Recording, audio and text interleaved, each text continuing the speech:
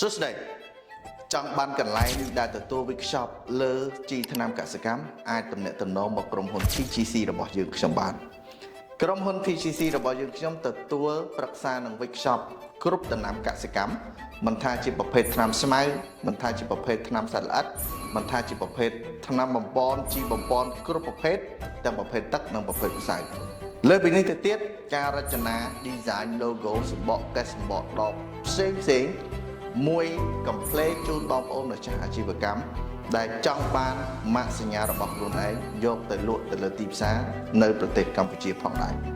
តោះសហការជាមួយនឹងក្រុមហ៊ុន PGC លោកអ្នកនឹងទទួលបានពីតម្លៃគុណភាពនិងការ workshop